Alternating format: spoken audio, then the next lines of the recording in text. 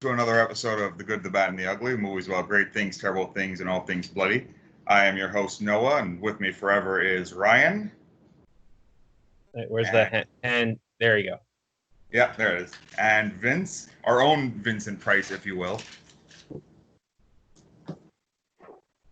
Oh, so guys, it's good to see your faces. It's been a while since we've done this, and with what's going on in the world, I guess we'll have to do this via Skype for a bit. Sure, you demanded it. Yeah, the people got to know. Some of our clips are nearing 500,000 views.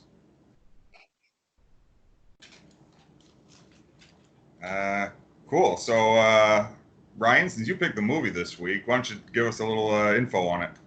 Well, I've been in a kind of a big vampire mood recently, and this is, I don't know, it was kind of near the lower tier of my list because basically it's more of a zombie flick. But since you guys were in the mood for some kind of contagion film, I figured we marry the two with a film adaptation, one of 3 film adaptations to a novel. The novel I Am Legend. The first one, possibly arguably the most accurate one, The Last Man on Earth. Yeah, that's right. Yeah. 1964's Man on Earth with Vincent Price. I don't need your Chuck Hestons. I don't need your William Smiths. Pure Price. Yeah, and it's lethargic shoving. What's that, Vince? I said the master of horror. Oh, yeah, for sure. Arguably. The master of doing stuff with his hands in every scene. Yeah. He's wiping them away. He's putting them in his pocket. Well, he had to do something with them. All right, well, let's get into it, because I have some views on this movie that I'd like to get into with you guys after. I'm very curious to hear your views. This is the oldest film we've talked about. Yeah, it is. It is. Yeah. Before that, it was... what did we do before that? It was so old. Well, we did Jaws. Yeah, we did. Well, we did French Connection. That was old. That was 70s. I think the French Connection is probably the oldest one we did. But this one was, what, 64? 64. Yeah. And I think Could you tell it was filmed in Italy?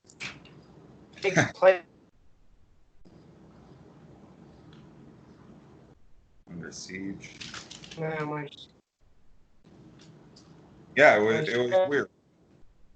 Oh, well, take it away. No, you got the notes. You got the opinions, apparently. Oh, okay. Well, shit. Yeah, so like you were saying, it's based on the book I Am Legend by the author whose name I didn't bother to write down or research. Mitchum. Thank you. See, that's why we're a great team. He's a really good, he wrote the screenplay. Name taken off of it, so they used a pseudonym, Logan Swanson. That's a real Jackie Daytona name. Jackie Daytona. Yeah, I know he also felt Price was miscast in it.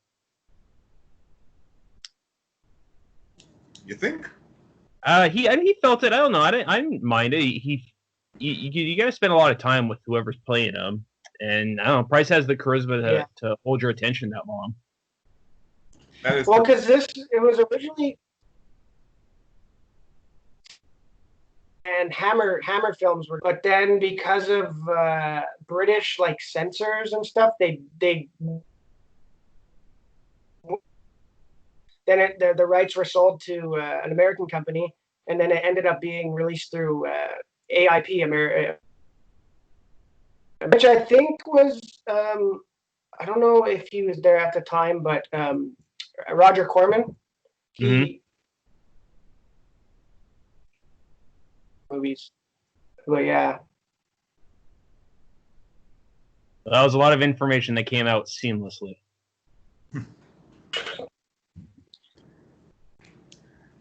That's what I'm here for. Let's bust it down.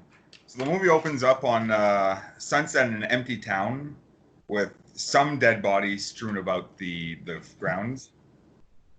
The church has the classic sign up saying the end is come. It didn't have what Yeah. I fear all post-apocalyptics need is the obligatory The Dead Walk newspaper. Oh yeah. Yeah, that is an important part to have. But you know what? Okay, so the monsters are vampires. Mm-hmm. They act like zombies, but if they don't follow all of the vampire tropes, like some of them die in the sunlight, others just get tired, and It's they yeah, I can don't run. understand. I know the book inspired Night of the Living Dead, so that to make the zombies. It's weird because he also says that they feed off the weaker ones.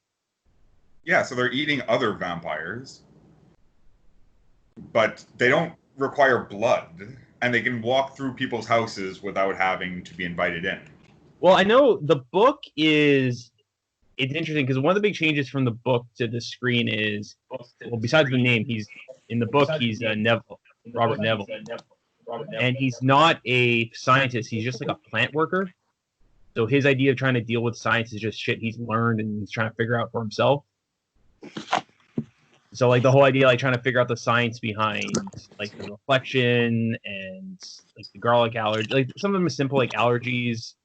The fear of crosses in your reflection has to do with like some kind of weird deep-seated self-loathing you get, I guess, once you become infected. Yeah, yeah. It was kind of all over the place. I do appreciate how lethargic they get in the sunlight, specifically in the death scenes. Yeah, yeah. They just Like, they're like, no, come on, leave me alone.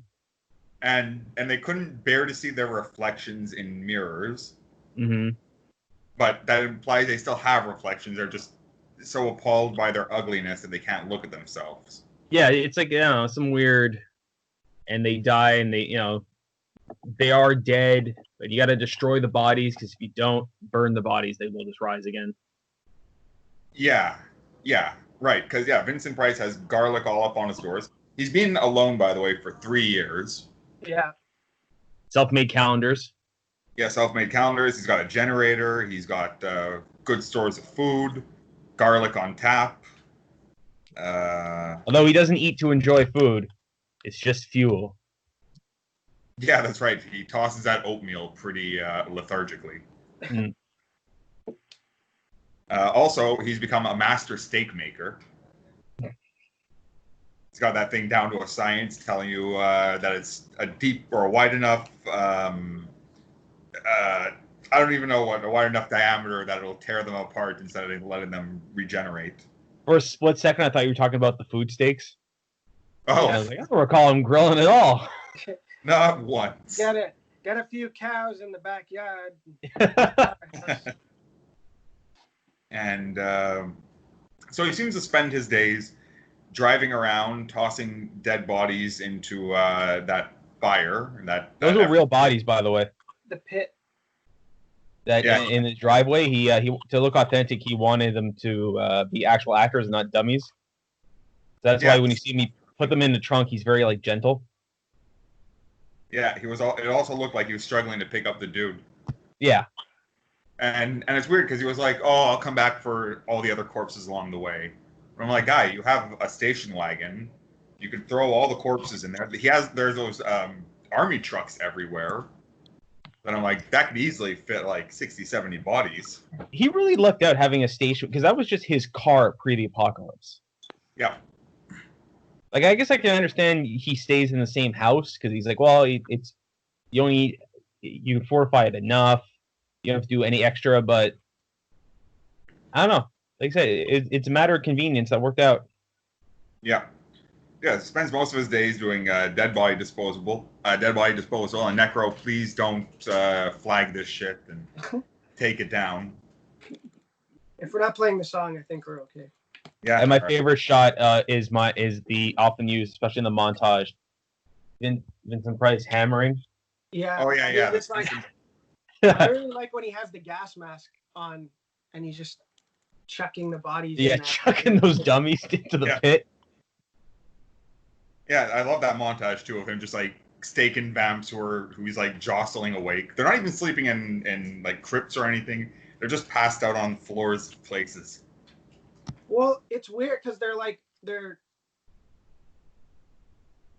it's different than in the book, because in the book they were kind of slow and like sluggish. They're supposed to be, and in this they're like they're what, like they're like kind of vampire zombies. Well, they're smarter and they move quicker in the book, because I know in the book it's his neighbor who like they try to get him out of his house by having like naked ones outside, like naked females outside his door to entice him out. Lure him away, you know. Yeah, and his neighbor is like much more like antagonistic and yelling. Well, because there's that main zombie who was like his friend or whatever before. Yeah, Ben. And it's the same thing in Omega Man. They talk to him and they're like, "Come." Actually, well, in this they call him Robert. Yeah. Well, it's Robert in both. It's They just Neville. changed his last name. Yeah, Neville they changed the last name. Morgan. Neville Morgan. Yeah, Robert. Morgan. Do you see? Do you hear? Morgan. I was telling Noah before, I really appreciate that, to keep the monopoly of things. He didn't move all of the mirrors from the mirror store into his house, but instead kept them in the actual store to go when he needed them. Vince has to go change his garlic. Yeah, I can't smell it anymore, so I'm about to bust down his door. All right, guys, we're just going to continue without Vince. I'm sure he wouldn't mind. Well, it really is a regular episode, isn't it? He's ruined the illusion. So yeah, during the day he's staking zombies and burning them and just driving around, and he's got that map in his house that he's like marked off different zones of places he's checked. Now, in 3 years, do you buy that's how much he's checked? Well, I would say maybe the first 6 months is him just like setting up his home base, acquiring goods. He has that generator. He's got the station wagon, garlic that he's got to replenish. You know, he's got the semi with the oil and the gas. Yeah, just like Mad Max. And yeah, I mean, it's possible because, like I said, the first few months you're just going to want to set up your home base, right, and figure out what's actually happening. Because we know also at night, it seems every night at sundown, the vampires just come knocking on his door and going, "They want my blood. Morgan, do you see? Do you hear?" What we're gonna get to it later, but when they're fucking up his car.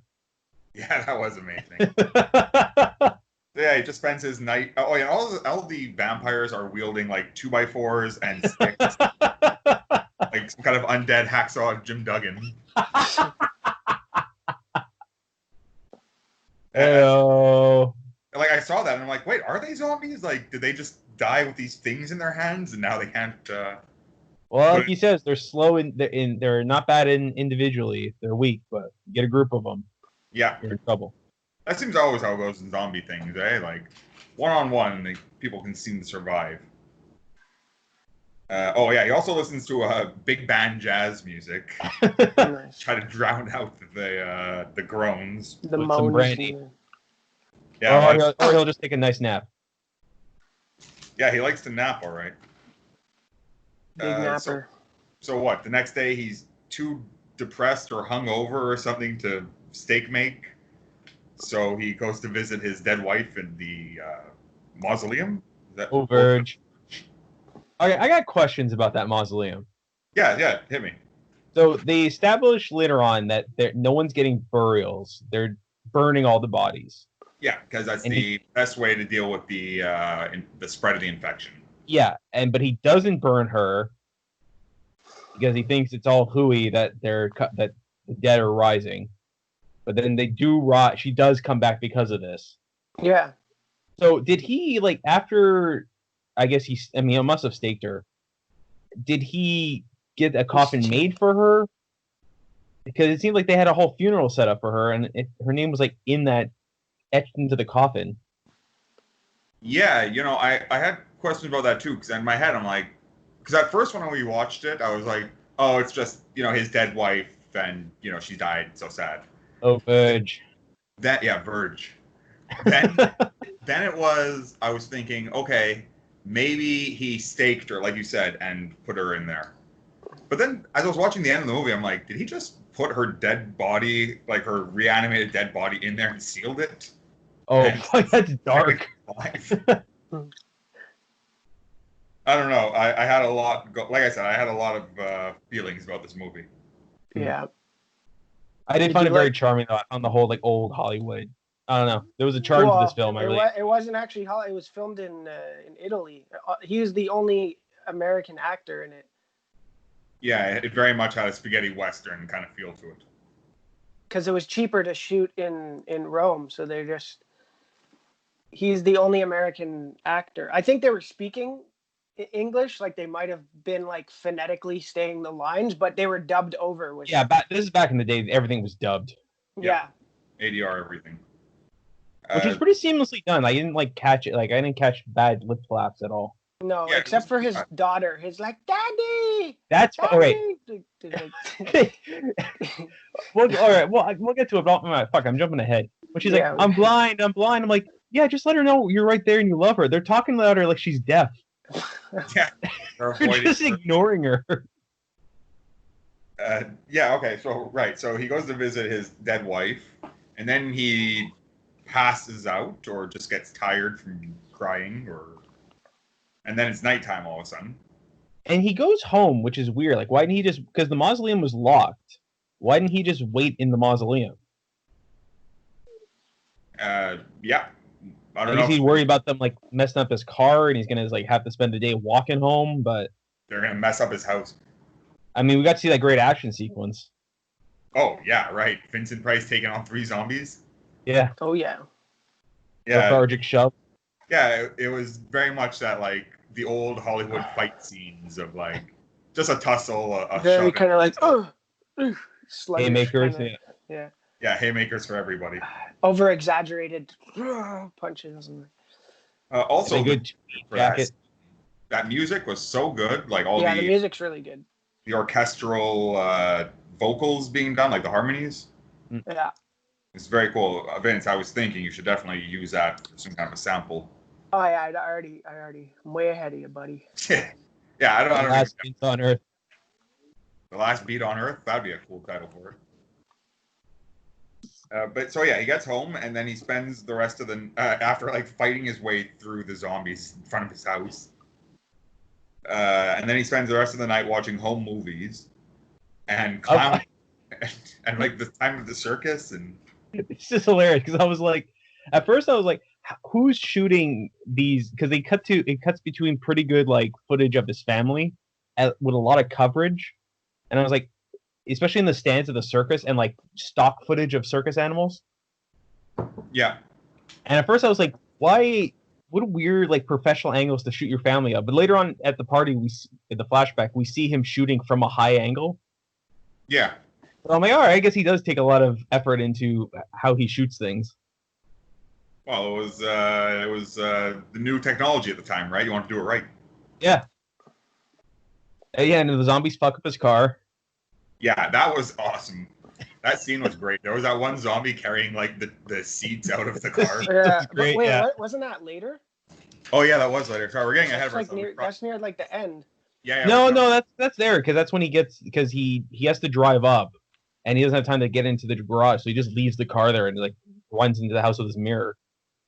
Because he like makes fun of them for doing it. He's just like, if they think. Well, that's the next morning. Yeah, when he sees the next morning, he sees like the remnants of the car. He's like, oh well. He's like, if they think that's gonna slow me down, then they're getting sluggish or something. Actually, guys, it's the flashback scene. Yeah, because he does the laughing into crying.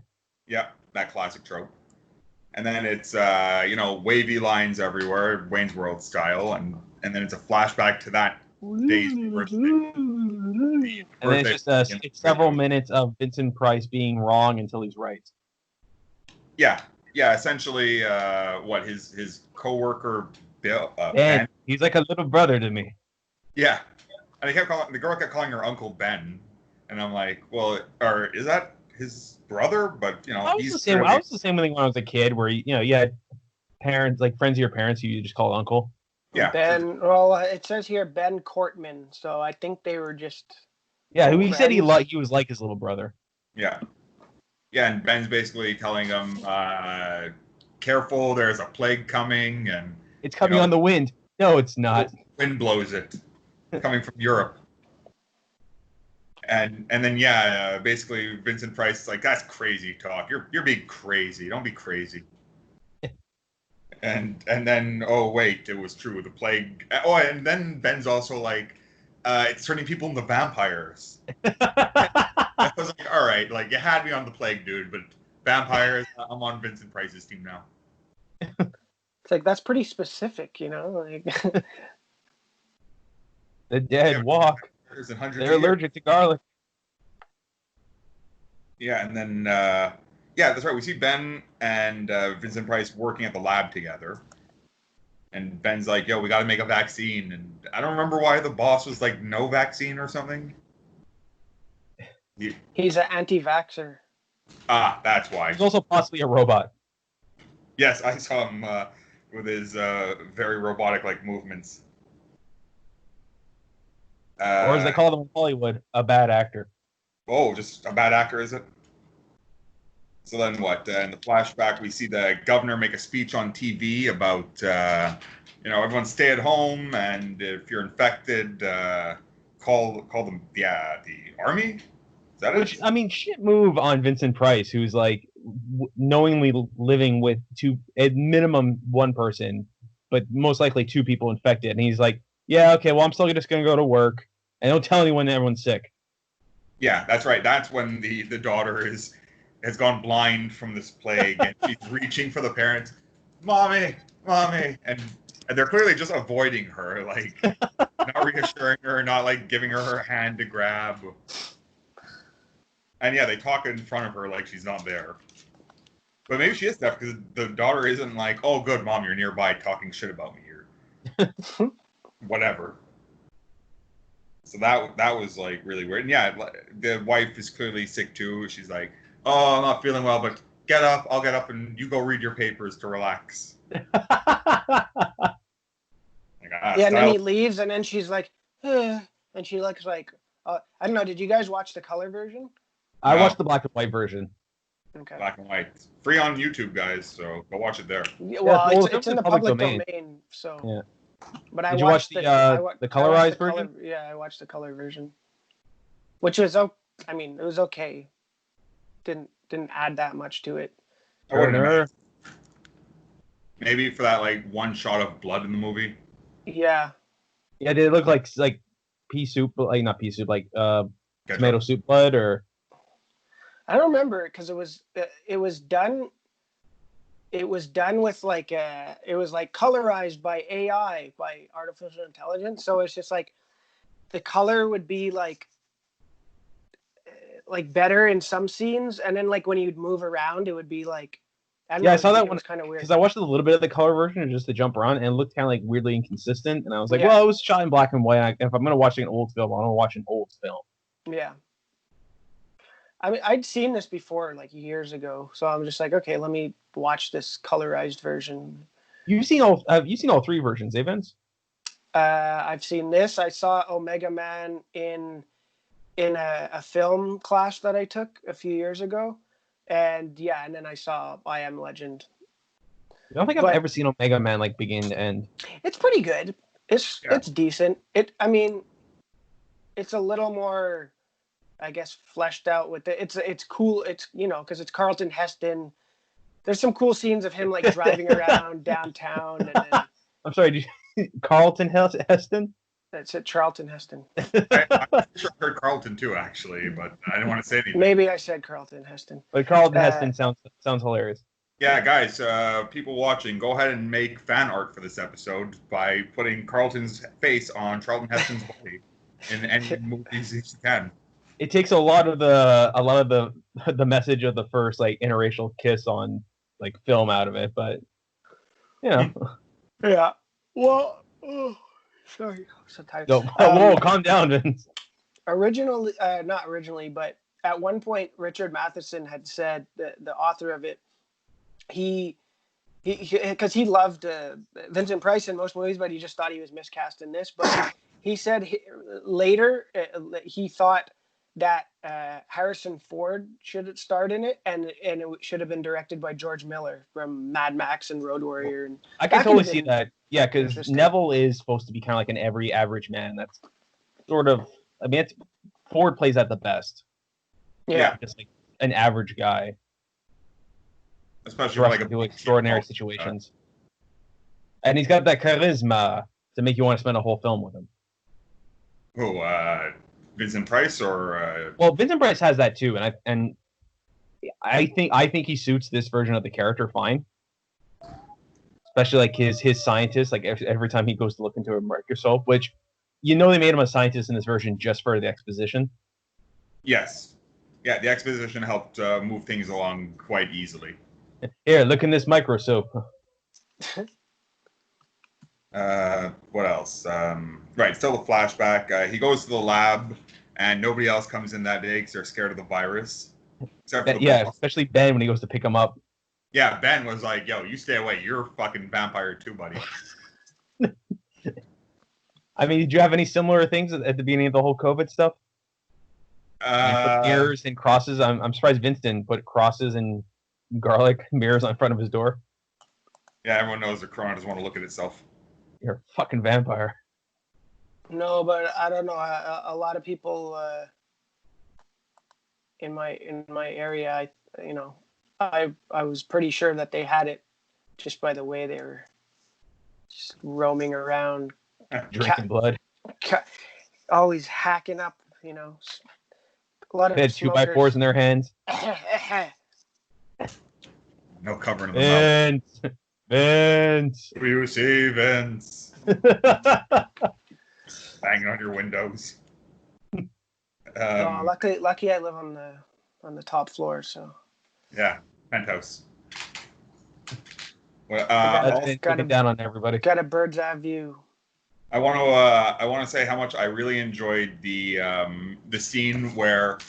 So Vincent Price gets home from work at the lab, and I forgot, he told his wife not to let anybody in the house. Yeah, don't let a doctor see her. Yeah, because if the doctors see her, the daughter, they're going to take her away and probably burn her, because, that's what they're doing. And then when he's showing up at home, the army's pulling out of there, and he runs in and is like, "Oh, was that the army?" And she's like, "Yes, clearly it was the army." Like, was it here taking our daughter? Yes, they were, because she was blind and then died. So then he chases after the army truck. He somehow gets past the whole perimeter of army men. Well, plus, it was laissez-faire back then. Yeah, plus all the other people who were there being like, "Don't dump those bodies." And he shakes that one guy. He's like, "Hey, did this truck just come from Market Street? Did this truck just come from Market Street?" And the guy takes off his mask and is like, "I don't know." Like, what do you mean you don't know? I'm like, "Were you there or not?" I don't know. There's something my about daughter's in there. Hey man, my daughter's in there too. Yeah, she just died. And then he was like, "Oh, okay." And then was seemingly cool about the rest of it. And then I think that was the end of the flashback. Oh, no. Then his wife dies. Yeah, but because he disposes of his daughter. No, the army disposed of his daughter. Okay. His wife goes, "I'm blind," and then immediately passes out. But then he just buries her. Yeah. Don't worry, Marriage. I won't let them bury you. He buried her in his full suit. Didn't bother unbuttoning his jacket or anything. No, he always wearing that sweater vest. Yeah, by the end he was spotless too. And in my head I'm like, he did not bury that 6 feet deep. You gotta bury him 6 feet deep. Well, that's why she comes back, no? With that awesome creepy "let me in." Sometimes they come back. Let me in. So then it cuts back to a modern day, and I'm like, wait a second, we just saw his wife come back from the dead. So did he stake her? Is she still alive in the crypt? Yeah, did he just have like a stake lying around? I would have liked to have seen, like, you don't need to see it, but I would have been like, God, would have liked to have seen how he took care of that one. He's like, "Oh yeah, all right, vampires, cool." Yeah, and then he comes out of the flashback, and that's when they're fucking up his car. taking out the seats, like bonking it on the hood with the 2x4s. The one Like- taking the seat out is the best. Yeah. Yeah, easily worth the admission for that. I'm surprised it wasn't out on cinder blocks and it came out the next morning. Yeah, they took my tires. They're throwing like fucking tumbleweeds on it. Yeah. So then, Vincent Price goes to get a new station wagon, which looked pretty boss, by the way. That thing was top of the line at the time. Yeah. And he sees a dog. So that was pretty cool. I'm always happy to see dogs. Who totally just like outruns him. Vincent Price tries chasing him. Hey, And man, he Yeah. goes for it. Yeah, I don't know how old Vincent Price was at the time of this filming, but he seems to like chase down that dog, outrun the army men, outrun zombie vampires. Like, he's spry. Hey, man, he battled monsters for years for a reason. Yeah. Yeah, he really did. 19. Well, he was born in 1911, Oh my god. and this was 1964. So he was in his 50s. Yeah. Yeah, so yeah, he managed to outfight those army men and outrun them and almost chase down a dog. Oh, and that woman too he chases. Yeah. Who's like 20 years his junior. Yeah. Oh, that poor pup. Well, he has a dog. I never read the book, but I know in I Am Legend he has the dog as his. Yeah, he's companion. like, it's a bit more skittish. He takes him a while to like earn its trust. Yeah. And the dog also made me cry in the Will Smith version. Yeah. Well, because it's his buddy. Oh, It becomes his buddy. His friend. Oh yeah, also in this running scene, Vincent Price finds some zombies that were also vampires. Keep writing zombies, but they might as well have been. He wrote some. He found some other staked vampires. Ooh, with the eye. Yeah, with iron.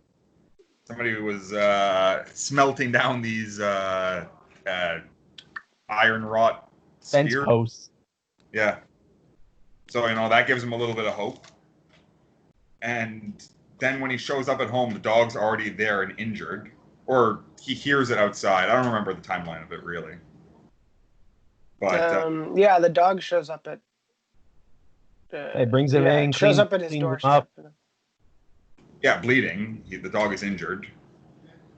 And he tests the dog blood, and it turns out the dog's infected. So he Okay, so first he cleans it all up, yeah, and then it's like it's skittish around, and he goes to hide in the corner from the zombies, and he goes to comfort it, and he's like, "No, we're gonna have a lot of good time together." forever. And then I guess he's like, "Oh, maybe I should test this dog." Yes, He tests it in his microscope, and then he just laughs. He's like, "Oh, of course." And then I don't like to laugh at dog deaths, but the fact that it immediately cuts to him burying that dog with a stake in it. Yeah, and also the dog was in the bag, and it looks like he staked the bag.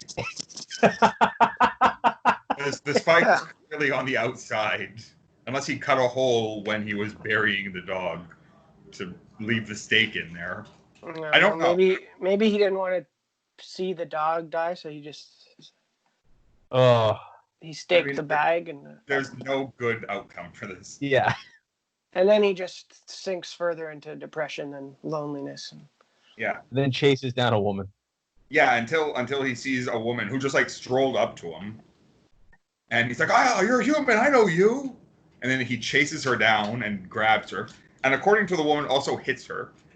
I didn't see that scene, but it's her word against Like his. throttling. Yeah, and he yells at her, basically saying, "I'm not a zombie. Come with me if you want to live." And she follows him based on him yelling at her, which I thought was very strange. I was like, this guy chased you down, grabbed you, yelled at you, and he's like, well, I better follow him. He sounds like he knows what he's talking about. It was the 60s. Yeah. I mean, there's also no one else around, so Yeah. Yeah. it's like you might take a chance with some stranger, some raving lunatic, even though he's. I mean, it's Vincent Price. Yeah, he's, like you said, he's got that charisma. So he follows her home, or she follows him home, I should say. and then she has that like secret thing she pulls out of her dress, like a metal tin, and I didn't know what that was, so I was like, oh, it's a secret. She borrows some clothes, and then what? They make some small talk. He does the garlic test on her. Yeah, he makes some food, and she's like, "Get that garlic away from me." At first, like, hey man, a lot of people just don't like garlic. Yeah. Well, she's like, oh, I have a weak stomach. Yeah, which clearly. Isn't that what she says? Yeah. He's like, right. Yeah. I don't believe you. Yeah, so then he's like, I don't believe you, but I'm not going to let you leave. And won't you have some dinner with me? Even though he's convinced that she's infected. And then then she leaves the room for a second, where she's shooting up. And I'm like, oh, she's a secret heroin user. That's interesting that she survived all this. But no, it's some kind of drug or a vaccine that holds the disease at bay, I guess. Yeah, so she's still infected, but she's not turning. But then she admits that she's a spy, and that there's more of her. They call it a society. And that I love black turtlenecks. Yeah, full of black turtlenecks. Everybody. That was her one uniform. And that he's the monster, it turns out, that everybody knows that he's going around staking people and draining their blood and tossing them in the fire pits. Well, he's just trying to survive. Like, oh no, I agree. Like, aren't vampires just trying to survive too, Vince? Who's the real monster? Man. Well, clearly it's not Vincent Price, because he just gives her a blood transfusion while she's asleep.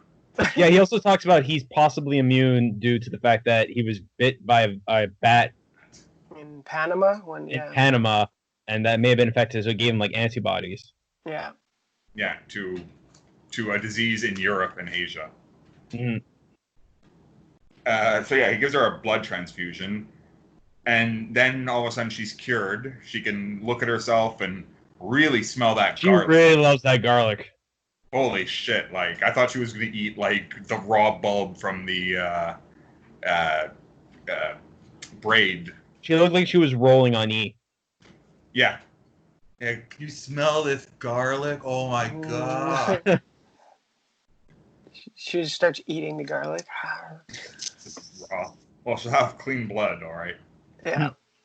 Garlic is really good for your immune system. It really is. Guys, you should be eating all the garlic and get that vitamin D in, and vitamin C.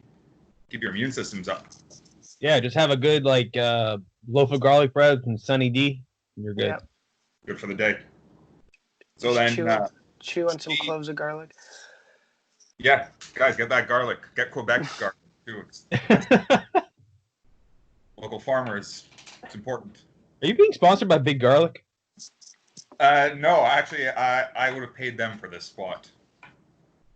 It just so happens that they'll give me free garlic every time I speak that garlic. What would you do either if your significant others came home and you had put mirrors, garlic, and crosses on on your door frame? What would happen if my significant other? She would probably walk away and then accuse her of being a vampire.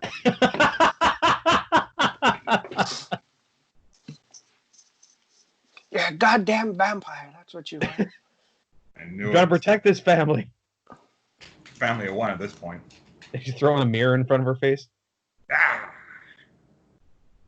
So the girl whose name I never got in the movie, but it's Ruth. It's what? Ruth. Ruth. It's the truth. And Ruth. that's the truth. Ruth.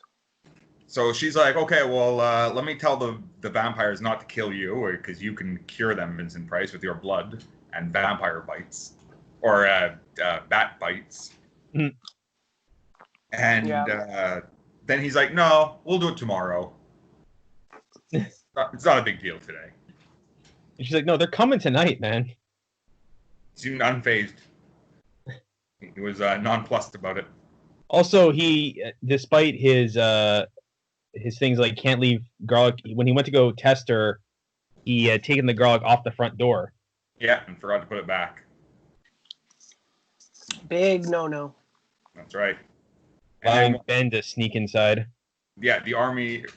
So it looks like the army comes in and they kill all the vampires, like the slow moving ones.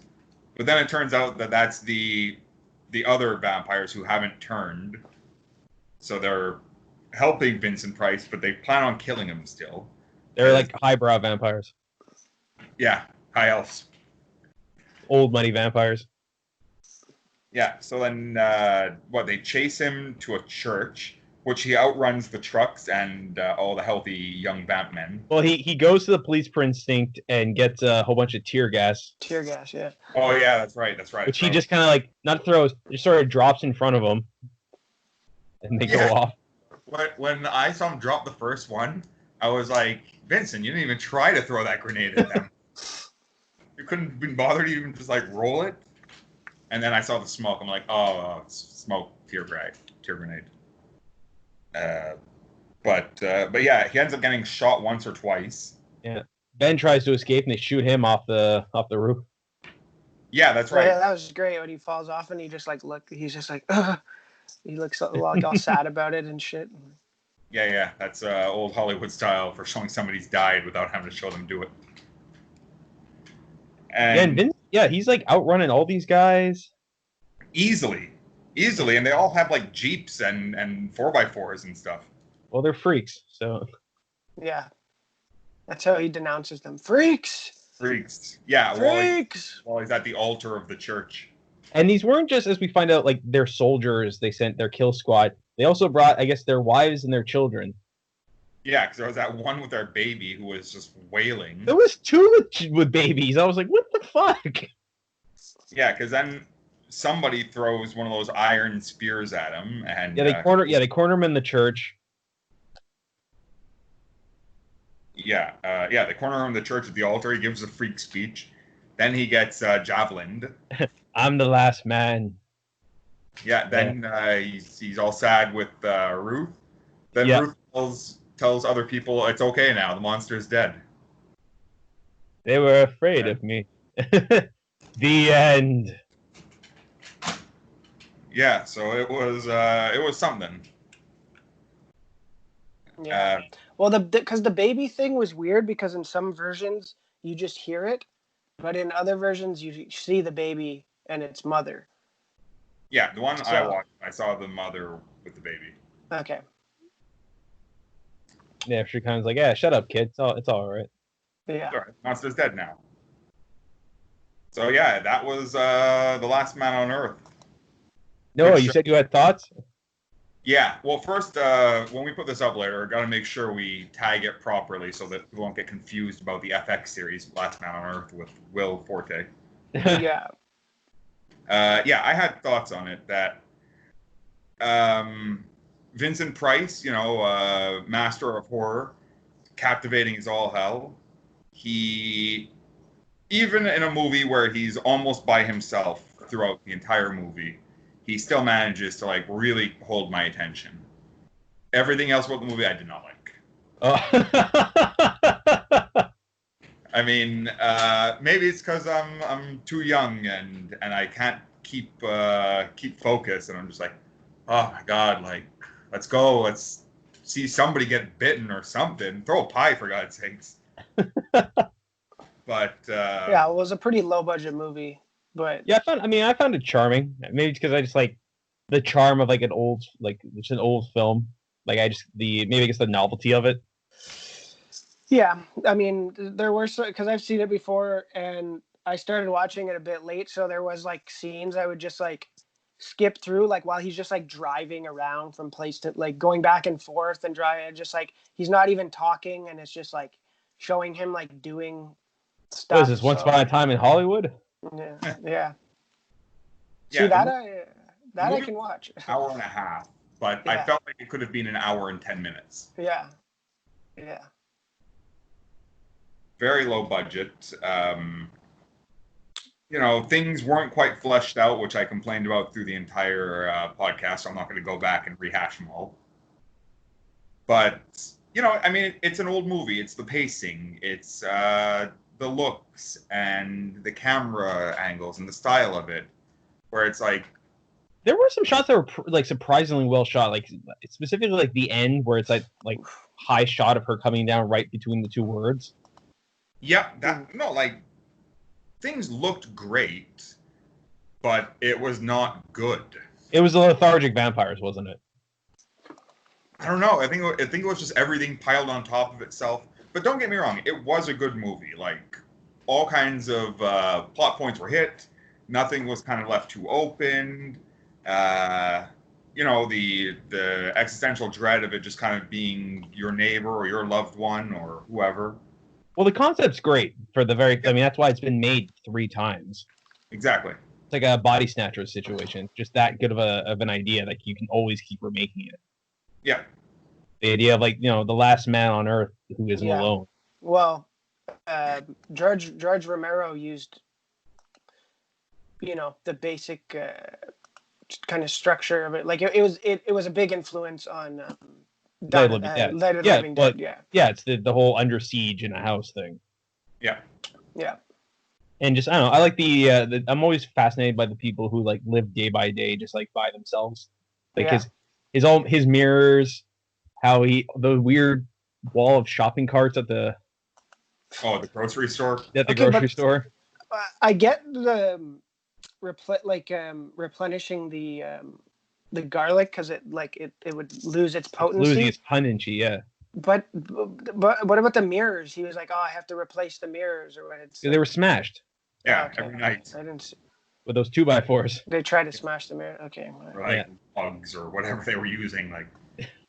So yeah, the budget was $300,000 in 1964. So that's about, I don't know, 2 million. 2,400,000. Most of that goes to Vincent Price, I imagine. Yeah. Yeah. Being the only American actor. Well, yeah, because I mean, everyone else was paid in garlic. Well, it was filmed in Italy. Yeah. I know. Ooh, hot takes. Yeah. Callie, come at me. Most of, a lot of the pit was in the Union. They had to make sure the fire pit got a lot. Mm. At first, I was kind of funny. Like before they showed the flashback that when he was driving up to the pit for the first time and they had like the sign, I was like, did he put that sign up himself? Yeah, I also thought that. I was like, who's he telling? Yeah, steer clear of this person, this horrifying mass grave. To the pit. Your thoughts, guys. I know what I thought. Like those bodies that were just kind of on the side that hadn't rolled all the way down. Yeah. I kept expecting like a big stick and trying to like push them down. One of those extended paint rollers there. I thought it was good. It wasn't amazing. I always like Vincent Price, obviously, but I liked some of the imagery and some of the ideas and concepts have a lot of movies have taken ideas from it, and it was decent. I would say it's I don't know if it's like a bad movie, but it's not that good either. It's pretty good. It's somewhere in between. I know what you're saying. Like I said before, I was very charmed by it. It didn't slog for me. Like it moved at a pretty good pace. Like I wouldn't say it's a captivating film, but it is, like I said, with the right actor. Like, if this was anyone else with Vincent Price, you need a charismatic actor. Otherwise, this would have bored the shit out of me. Because I think this is the second like Vincent Price starring movie I've seen all the way through. Yeah. I think the last one was like the Witch Hunter. I got puppies. They're warning me about the vampires outside. Oh yeah, okay. So I guess we'll wrap it up then. So wait, guys, we got to review this because I don't think we reviewed the last movie we did. So was it good? I think it was good. I'll go good. Yeah, I'll say it's good. All right, I'm gonna say it was a good movie, but because I didn't like it, it was bad. All right. That's it's well balanced. Yeah. So I'll let you have that opinion because you're looking very swollen. You scare me. Thanks. So does anyone have any things they want to plug, even though it is a time of crisis and we're probably not out doing very much?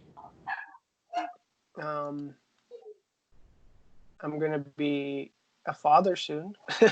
Fucking right. That's- Congratulations. Papa Patterson. That's gonna be That's pretty something cool. something to look forward to. On a similar vein, I'm getting a new chair, so I'm pretty Nice. excited I about saw that. I saw It's the, good. saw the picture. Shit, Saw the yeah. picture. It looks pretty comfy. Yeah, well, hopefully, yeah, more comfy than your stupid baby. Yeah. Can't How's that can't gonna sit go? on a baby, can you? Yeah. Right. And I Well, I have. mean, you could, but you might You kill could. it. I would. Okay, so how does this wrap up again? Guys, don't forget to send us all your hate mail, junk mail, math homework, any kind of requests you want, and we'll. Science findings about the possibility of vampires. Yeah, if you guys know that there are vampires out there and you're not telling the world, this is on you. This Yeah. whole thing is on you. Your significant other could be a vampire. Throw some garlic in their face. Throw Yeah, a so mirror up to them. you can reach us at gvupodcast@gmail.com. Nothing's at Hotmail anymore. Facebook, YouTube. I don't do the Twitter anymore, so don't get at me there. And yeah, anything else, guys? Uh, I think that's No, about I'm it. good. If you know how to get a hold of us there, we're there for you if you need us. Yep. Awesome. Okay, well, until the next episode, guys, take it easy. Bye-bye. Adios. Peace.